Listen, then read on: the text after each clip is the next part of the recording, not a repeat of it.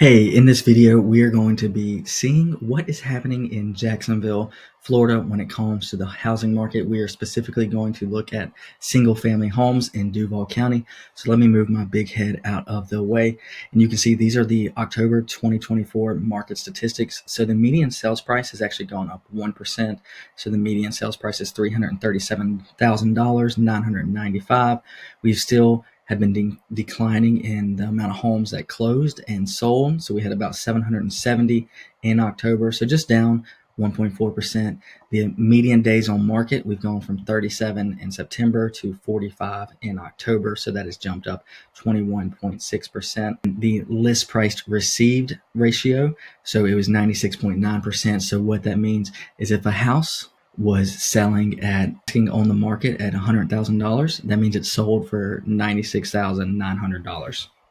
We've had a couple little uptick in amount of homes that's closed over the list price. And what we've kind of been seeing with this is, let's say a house needs a new roof that's going to cost $20,000. This is just a rough example. Then the buyer may be willing to come up in the sales price by $10,000. So the seller and buyer are splitting the difference. And then that's only going to affect the buyer's monthly payment by about $50 to $60 a month to come up that $10,000 in purchase price. And then that could also save them hundreds on homeowners insurance. So in a way, it's a win-win for everybody. And we can see the amount of pending sales dropped 20% from September to October. It's been declining really since July. We had 930 and now it's down to 574. So that's almost half of what it was in July. And then new listings has still ticked back up 16.7% more.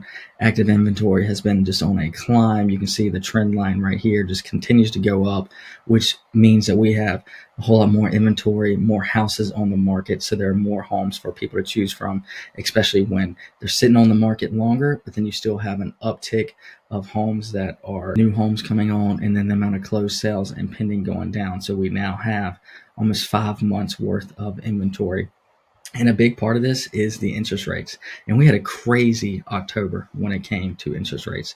So if we go over here, October 1st was 6.2%. So that's almost the lowest it's been all year. It was 6.11% on September, at the beginning of September. So it was 6.2%. And then you can see this crazy jump.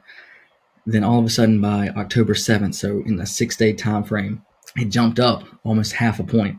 And then it did peak on October 31st. It was 7.09%. So you can see this is a major swing when it comes to interest rates and buying a home that happened in the month of October. And just for example, when somebody is looking to buy a house, say they were looking at this 6.2% interest rate and they were looking for $500,000 homes, and now jumps up basically a whole percent higher to 7.09. So if it would have been 7.2, that means they lose 10% of buying power. So if they were looking for a $500,000 home at the beginning of October, by the end of October, they were looking for a $450,000 home to keep their monthly payments the same. So that has a massive effect. These rates have just been changing so quickly. It puts a strain on buyers when they are looking at their monthly budget. And they just have a whole lot more options and homes to choose from. As we saw, there's a lot of inventory on the market.